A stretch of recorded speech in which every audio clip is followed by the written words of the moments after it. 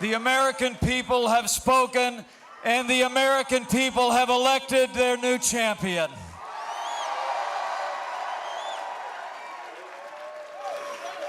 America has elected a new president, and it's almost hard for me to express the honor that I and my family feel that we will have the privilege to serve as your Vice President of the United States of America.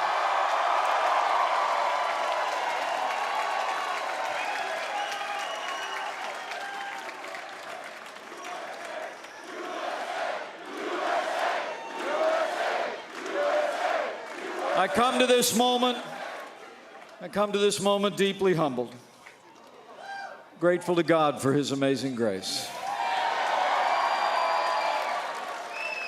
Grateful to my family, my wonderful wife, Karen,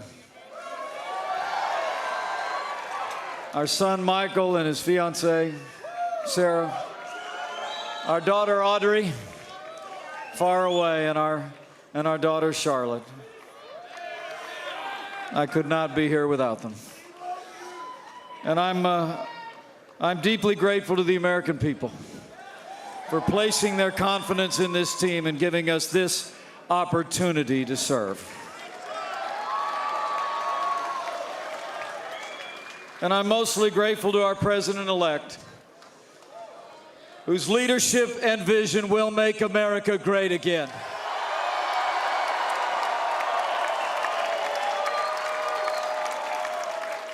So let me say, it is my high honor and distinct privilege to introduce to you the President-elect of the United States of America, Donald Trump.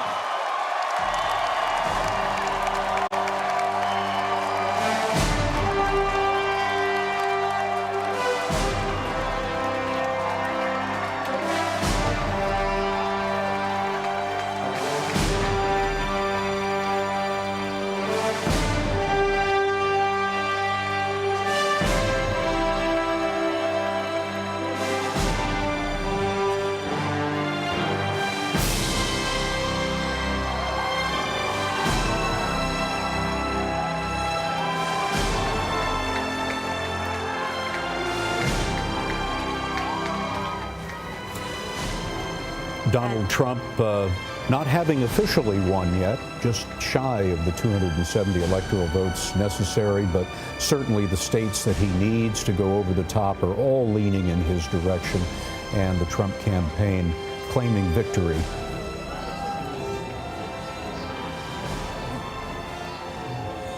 CBS News has just projected the state of Wisconsin will also go Trump's way. No big surprise there. That brings him to 266. 4 short of what he needs to win the election, but certainly, as we said before, many of these outstanding states are leaning his way. There doesn't seem to be any mystery in this anymore as Donald Trump takes the stage in front of his fans and all of his campaign workers there at his watch party in Manhattan.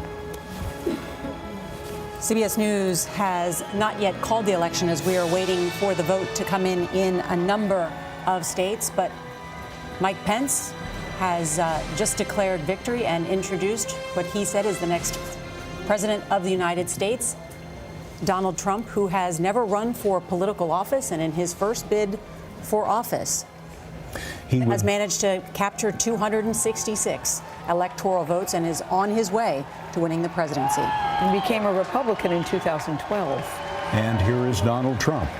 Yes. Thank you. Thank you very much, everybody. Sorry to keep you waiting. Complicated business. Complicated. Thank you very much.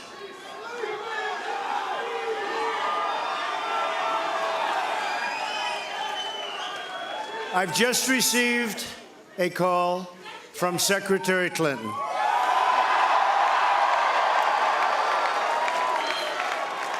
She congratulated us, it's about us, on our victory, and I congratulated her and her family on a very, very hard-fought campaign. I mean, she fought very hard.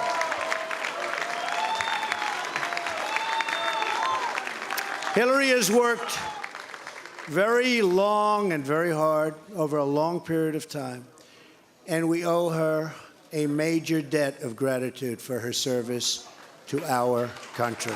I mean that very sincerely. Now it's time for America to bind the wounds of division, have to get together.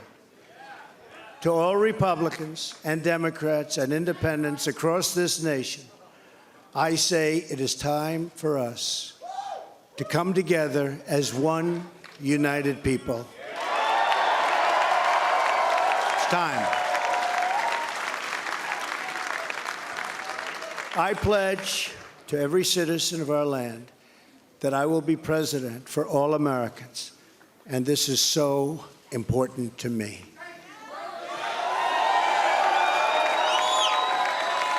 For those who have chosen not to support me in the past, of which there were a few people, I'm reaching out to you for your guidance and your help so that we can work together and unify our great country.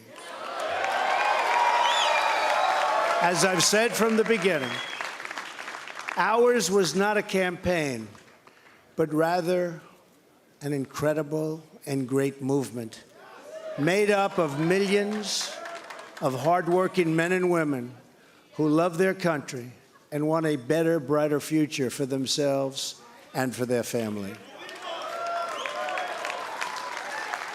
It's a movement comprised of Americans from all races, religions, backgrounds, and beliefs who want and expect our government to serve the people, and serve the people it will.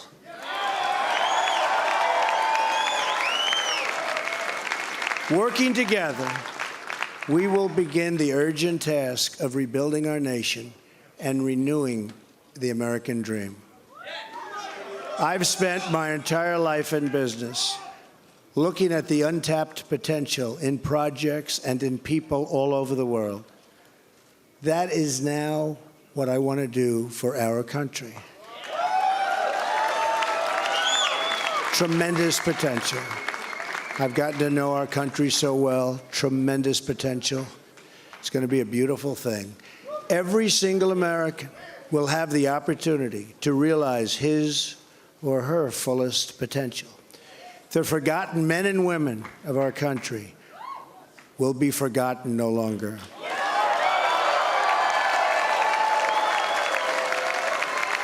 We are going to fix our inner cities and rebuild our highways, bridges, tunnels, airports, schools, hospitals. We're going to rebuild our infrastructure,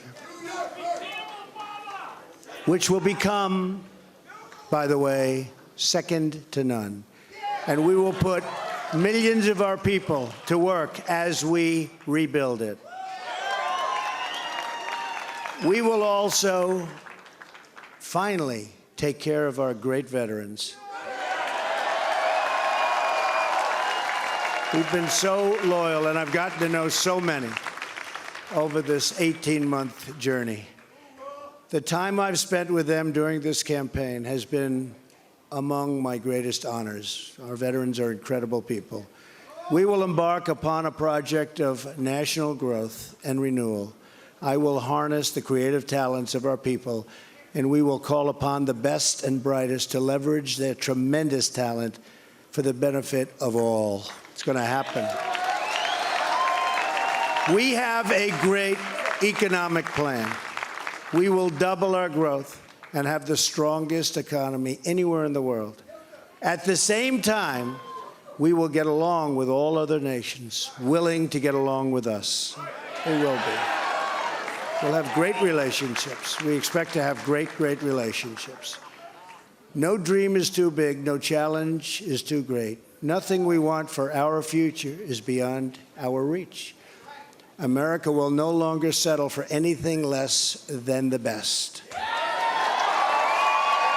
We must reclaim our country's destiny and dream big and bold and daring We have to do that. We're going to dream of things for our country, and beautiful things and successful things once again. I want to tell the world community that while we will always put America's interests first, we will deal fairly with everyone, all people and all other nations. We will seek common ground, not hostility, partnership, not conflict. And now, I'd like to take this moment to thank some of the people who really helped me with this, what they are calling tonight, very, very historic victory. First, I want to thank my parents, who I know are looking down on me right now. Great people. I've learned so much from them. They were wonderful in every regard. I had truly great parents. I also want to thank my sisters, Marianne and Elizabeth, who are here with us tonight. And where are they? They're here someplace. They're very shy, actually. And my brother Robert, my great friend. Where is Robert? Where is Robert? My brother Robert. And they should all be on this stage, but that's okay. They are great. And also my late brother, Fred, great guy, fantastic guy. Fantastic family. I was very lucky. Great brothers, sisters, great, unbelievable parents. To Melania and Don,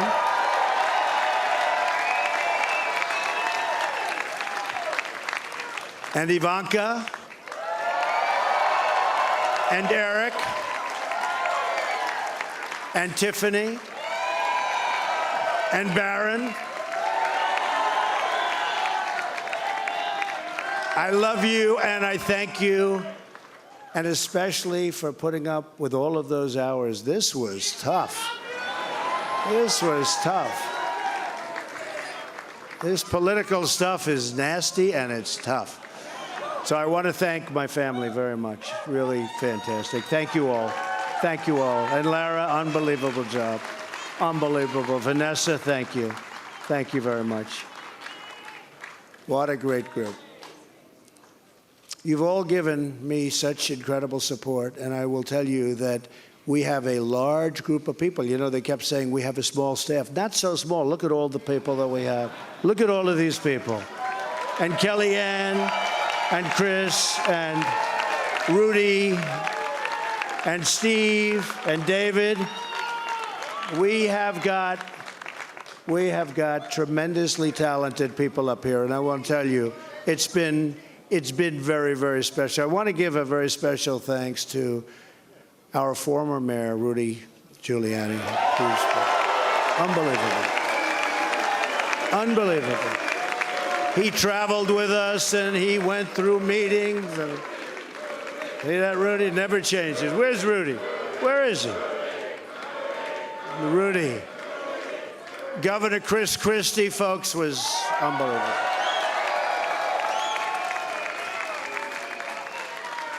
Thank you, Chris. The first man, first senator, first major politician, and let me tell you, he is highly respected in Washington because he's as smart as you get. Senator Jeff Sessions. Where's Jeff?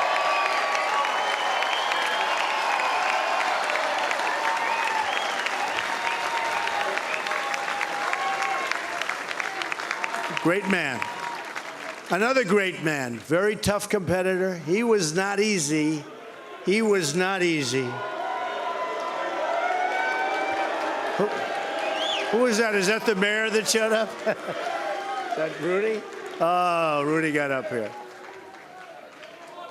Another great man who has been really a friend to me, but I'll tell you, I got to know him as a competitor because he was one of the folks that was negotiating to go against those Democrats. Dr. Ben Carson. Where's Ben? Where is Ben?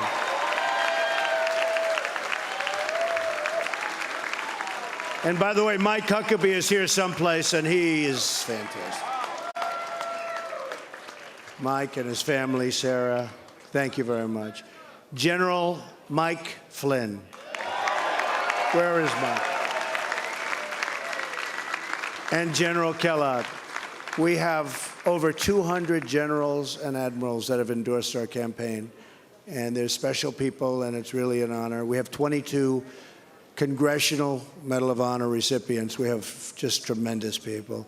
A very special person who believed me, and, you know, I'd read reports that I wasn't getting along with him. I never had a bad second with him. He's an unbelievable star. He is, that's right, how did you possibly guess? So let me tell you about Reince. And I've said this. I said, Reince, and I know it. Look at all those people over there. I know it. Reince is a superstar. But I said, they can't call you a superstar, Reince, unless we win.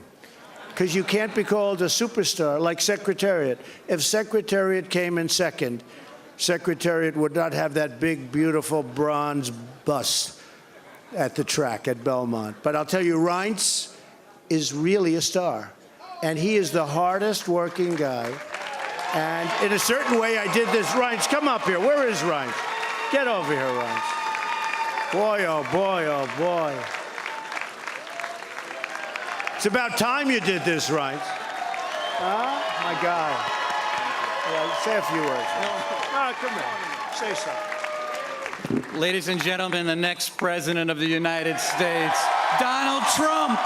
Thank you. It's been an honor. God bless. Thank God. You bet. Amazing guy. Our partnership with the RNC was so important to the success and what we've done. So I also have to say I've gotten to know some incredible people, the Secret Service people. They're tough, and they're smart, and they're sharp, and I don't want to mess around with them, I can tell you. And when I want to go and wave to a big group of people and they rip me down and put me back down in the seat. But they are fantastic people, so I want to thank the Secret Service.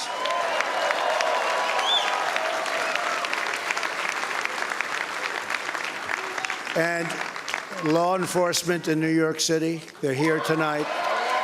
These are spectacular people, sometimes underappreciated, unfortunately. But we appreciate them. We know what they go through. So it's been what they call a historic event. But to be really historic, we have to do a great job.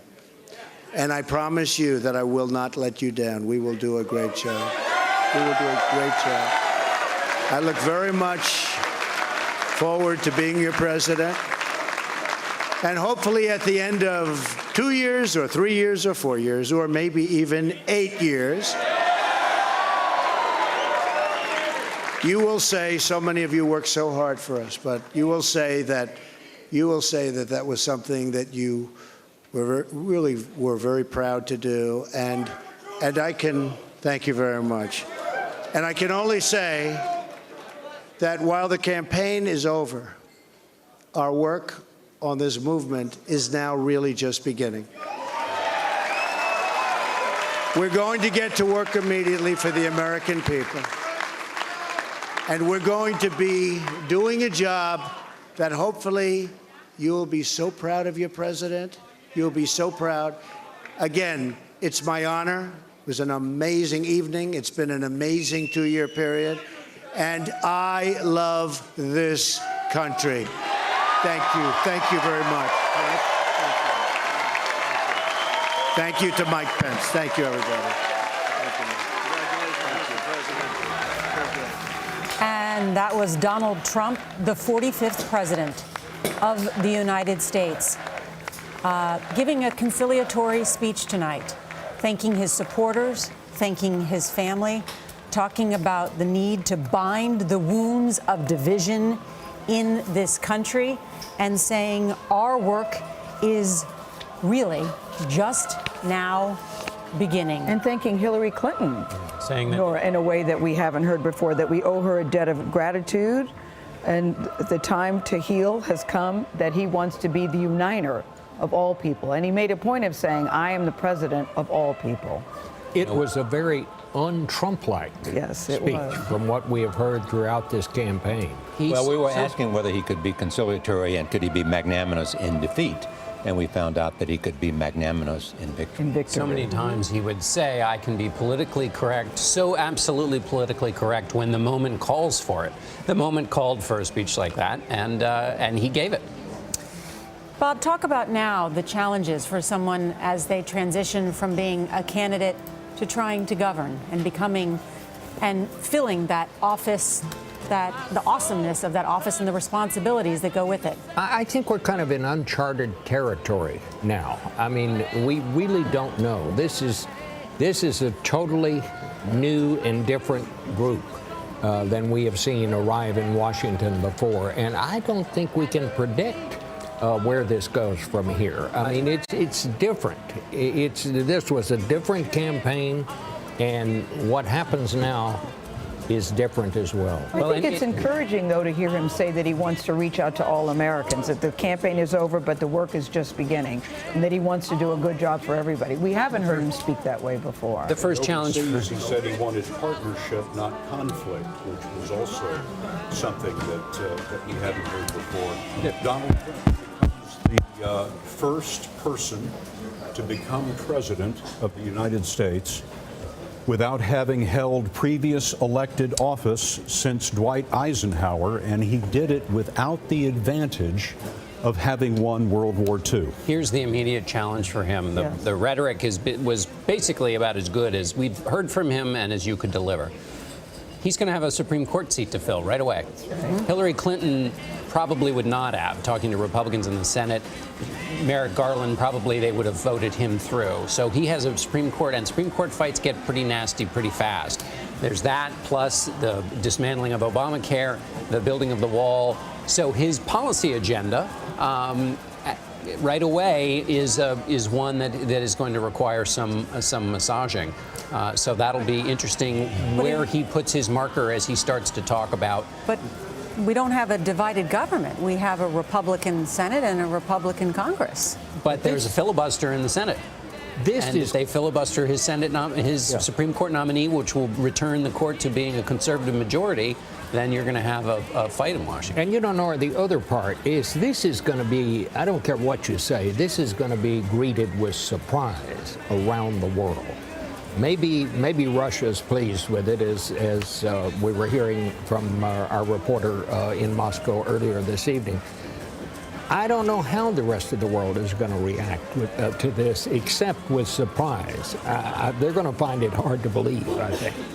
They'll probably react depending on how he maintains the sense that he did in this speech, or in terms of the people that he chooses, selects him to be in his cabinet.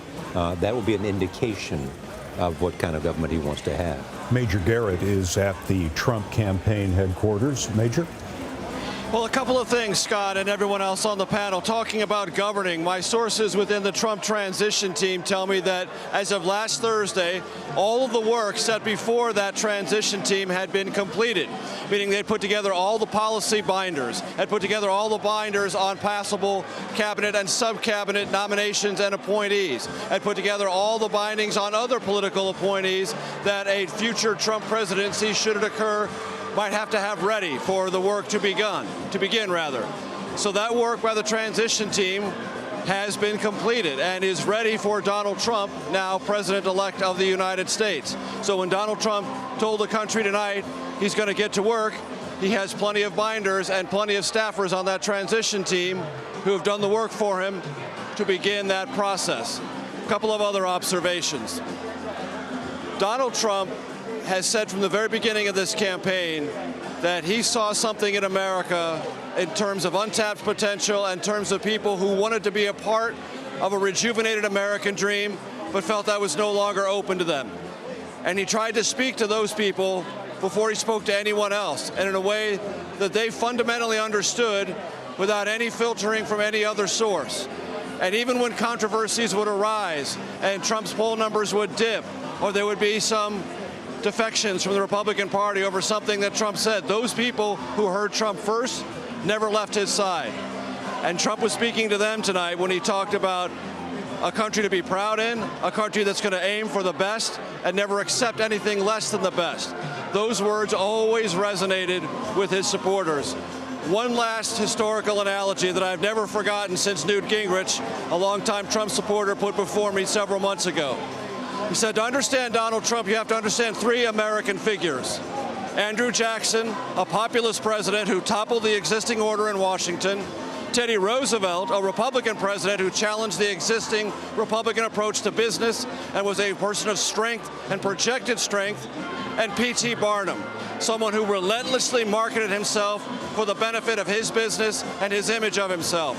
Newt Gingrich told me Donald Trump is a combination of all three of those figures, and his upside potential is enormous, and his downside risk is also rather sizable. And even in the last stage of the campaign, Gingrich fretted openly if Trump, the downside, would undercut the potential upside. It did not. The upside now lays before the country, lays before Trump and his transition team. Guys, back to you. And Nancy Cordes is over at the Jacob Javits Center here in New York, where Hillary Clinton's watch party broke up about an hour ago. Nancy? Well, Scott, the lights are now out here, and they've already brought out the heavy equipment to start tearing this whole set apart. And what's so fascinating is that for all of the talk over the past many weeks about the possibility of Donald Trump not accepting the outcome of this election, in the end, it was Hillary Clinton and her campaign chair, John Podesta, speaking for her, who came out here just after 2 a.m. Eastern time and told everyone to go home because things were still up in the air. And yet, a short time later, we can now confirm Hillary Clinton did call Donald Trump to concede. So at the end of the day, she is the one who has not delivered a concession speech, at least on election night. I'm told that there are a number of Clinton campaign officials still at Brooklyn headquarters, crunching the numbers, trying to figure out what went wrong, trying to figure out if there are any voting irregularities that they should examine or call attention to.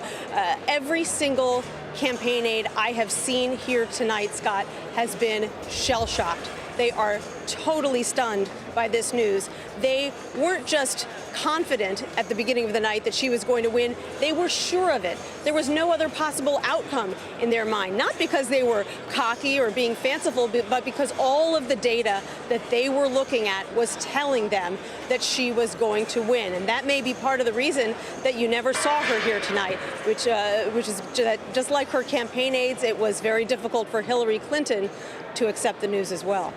Nancy Cordes, thank you. And an interesting point that she makes there about as much data, polling, money, consultants, the whole Obama analytics team could not fend off what has been an incredible uprising for change in this country and for the unique person that Donald Trump is. You know, it'll be fascinating when he starts to govern, because a lot of times when people would say, well, you know, you're supposed to do it this way and you're not doing it that way, you're doing it this other way, and that would create a certain sense of chaos, but he thrived in chaos. In fact, when things were too calm, he sometimes would create chaos to turn the conversation on his turf. What does that look like when you govern? It may be the route to new success in a number of parts of Washington that have been clotted, but it's going to be an exciting ride. And there are going to be a lot of people who need to join in the team who may not know how to work or need to learn how to work in an environment where you've got a leader who leads in that way.